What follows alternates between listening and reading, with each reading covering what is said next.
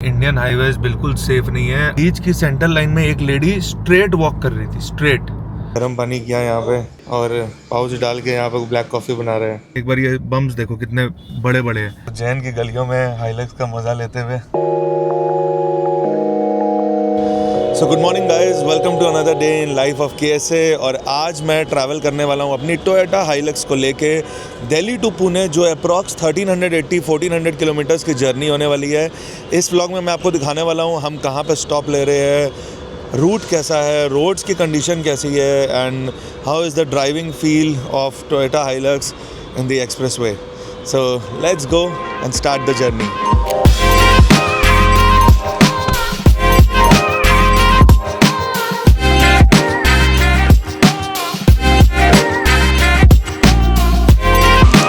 Road trip करने के time मुझे एटलीस्ट 2 से 3 कॉफ़ी लगती है, क्योंकि मैं ना ज़्यादा खाता नहीं हूँ रोड ट्रिप के टाइम में, कि जब मुझे पता है कि मुझे 14 आवर्स 16 आवर्स ड्राइव करना है, क्योंकि अगर ज़्यादा खा लूँ तो फिर नींद आने लगती है। बट कम खाओ और कॉफ़ी एंड बेवरेजेस ज़्यादा पियो। Till now the road is amazing, कोई प्रॉब्लम नहीं आई। हाँ, थोड़े बहुत ऐसे बम्प है, कहीं कहीं पर काम चल रहा है, बट ये मैनेजेबल है। इसको कोई ख़राब कंडीशन की रोड नहीं बोल सकते। गाड़ी अच्छी चल रही है, स्मूथ है, एवरीथिंग्स गुड।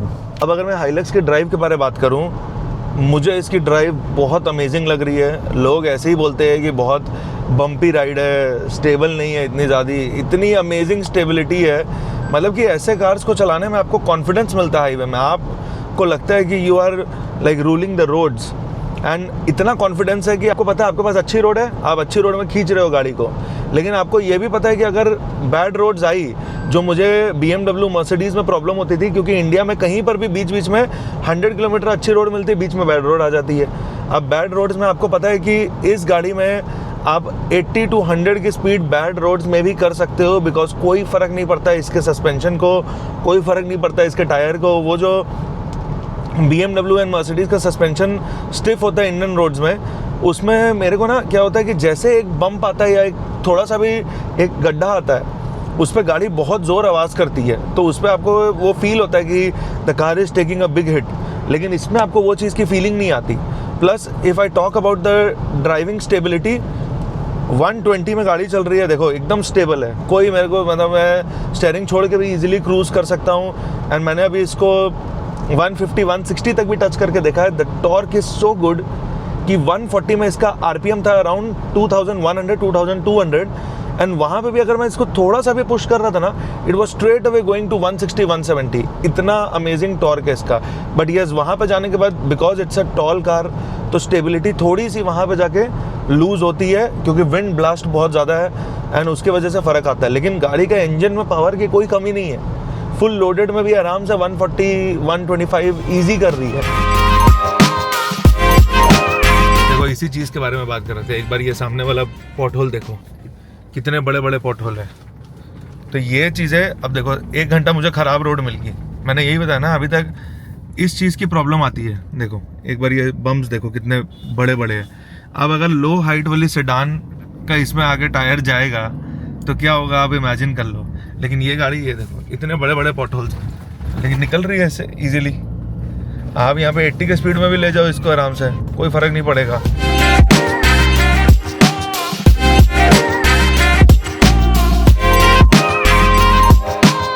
वापस से एक्सप्रेस वे मिल गया हमें आफ्टर 1.5 आवर, एंड अब यहाँ से कोटा इज़ 50 to 55 किलोमीटर्स, और अपनी जर्नी होगी है 400 किलोमीटर डन। तो बहुत बड़ा ट्रैफिक जाम मिल गया, ऑलमोस्ट 1 घंटे का ट्रैफिक जाम है। अभी तो कितने गाड़ी और कितने ट्रक को क्रॉस किया है नीचे। देखो, इस टाइप की गाड़ी होने का यही फ़ायदा है। अभी अगर मेरे पास कोई दूसरी गाड़ी होती तो मैं पीछे फंसा हुआ होता। मैंने गाड़ी रोड से नीचे उतारी, अभी पीछे में वहाँ पर जगह थी, रोड से नीचे उतारी, फुल ऑफ रोडिंग करके, कम से कम नहीं भी तो 10 से 15 ट्रक के आगे निकल के, थोड़ा सा आगे निकल गया। बट अभी आगे और भी ज़्यादा जाम है, तो 1 घंटे का ट्रैफिक जैम मिल गया। जैसे अभी एक्सप्रेस वे से वापस उतरे तो ऑलमोस्ट 100-110 किलोमीटर एक्सप्रेस वे में चले फिर से। उसके बाद फिर से डाइवर्जन आ गया है, एंड अभी फिर से यहाँ पे एक्सप्रेस वे से उतरना पड़ा, और बहुत ज़्यादा जाम है। दिल्ली से भरा के निकले थे, ऑलमोस्ट 680 किलोमीटर चल गई है। उसके बाद अभी फुल टैंक वापस करवा रहे हैं।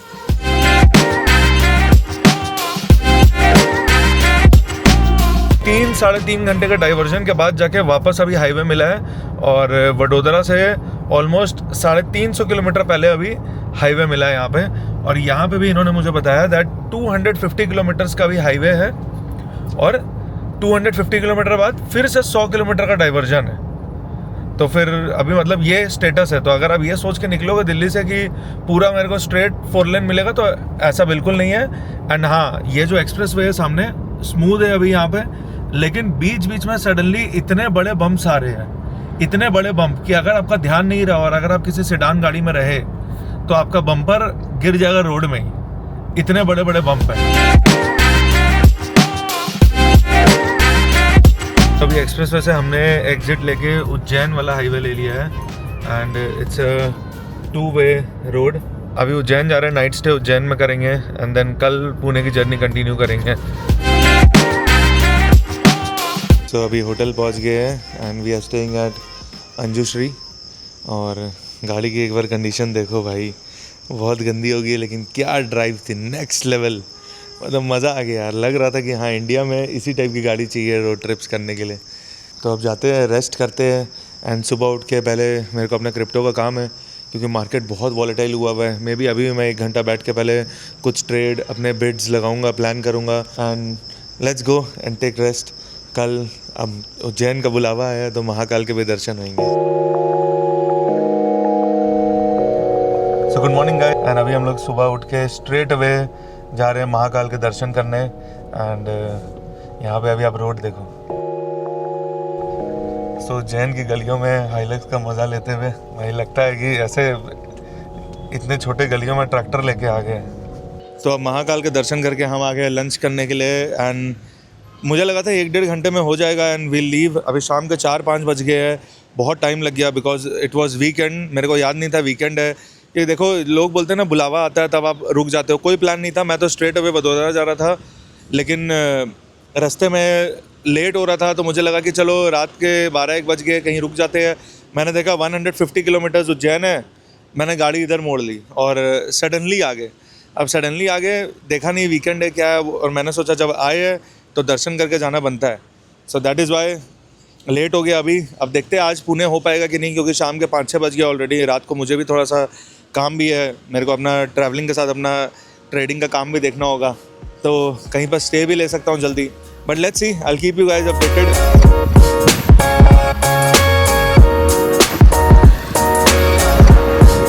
अब देखो इतने बड़े डाइवर्जन आएंगे और अगर आप लो हाइट वाली कार लेके आ गए इसमें तो सोचो आपका क्या होगा।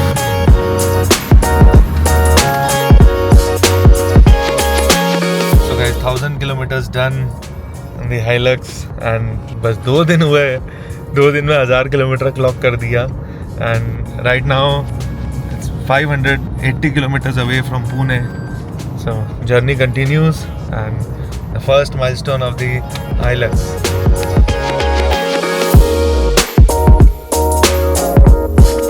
So अभी महाराष्ट्र एंटर कर गए and this is the toll booth. जैसे महाराष्ट्र एंटर किया है, एमपी के अंदर तो रोड्स बहुत अच्छी थी and it was super smooth, बस ट्रैफिक बहुत ज़्यादा है, बहुत ज़्यादा ट्रैफिक था। और महाराष्ट्र एंटर करते ही थोड़ी सी ख़राब रोड आ गई है भाई।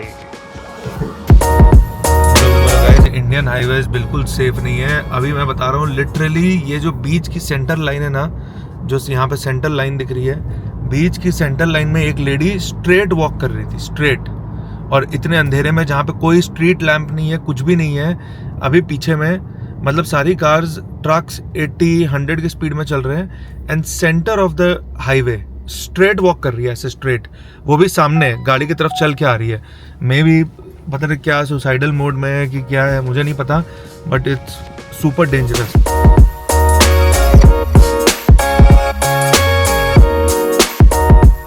दूल्हे के बाद अभी हमने लेफ्ट टर्न ले लिया है, NH 52 पे ही कंटिन्यू कर रहे हैं एंड रोड्स अच्छी थी। बस प्रॉब्लम ये है कि इस रोड में बहुत सडन बम्प्स बहुत ज़्यादा है, मतलब आपको बहुत केयरफुली अपनी गाड़ी ड्राइव करनी होगी और ट्रैफिक बहुत ज़्यादा है, बहुत ट्रैफिक, मतलब ट्रक्स का ट्रैफिक इतना ज़्यादा है कि आप 80-100 के ऊपर जा नहीं पाओगे एंड बहुत हैवी ट्रैफिक है।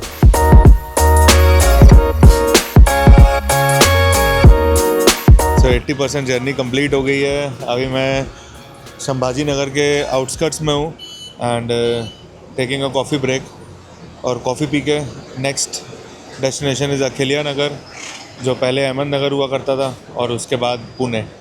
सो ट्राई करता हूँ आज ही पुणे ख़त्म कर दें हम लोग। एंड ये देखो आप, गाड़ी क्या ज़बरदस्त लग रही है भाई। ब्लैक कॉफ़ी नहीं मिल रही थी, देसी जुगाड़, गर्म पानी किया यहाँ पे और पाउच डाल के यहाँ पे ब्लैक कॉफ़ी बना रहे हैं। 5 AM in the morning, reached Pune and the Hilux is here. So Delhi to Pune done. तो मैंने एक दिन का लेओवर लिया था उज्जैन में, और उज्जैन से सीधा हम लोग पुणे पहुंच गए। मैंने सोचा था शायद आज भी लेओवर लेना पड़ेगा, बट ज़रूरत नहीं लगी। This beast was driving so good कि बस फ्लो में आ गए। So take care everyone, and I hope आप लोगों को ये ब्लॉग पसंद आया हो। सो लाइक कर देना, सब्सक्राइब कर देना, क्योंकि बहुत सारे रोड ट्रिप ब्लॉग्स आने वाले हैं with the Hilux. Cheers guys.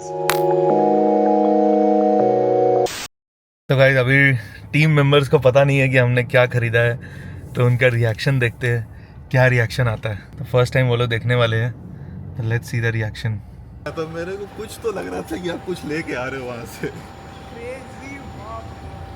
कैसा लग रहा है बाहर से? बहुत सेक्सी, बहुत ज़्यादा सेक्सी। ये एकदम सिलेबस के बाहर था। सिलेबस के बाहर की चीज़ है, सोचा ही नहीं था। अलग सा लगवाया है सब। Foldable shutter.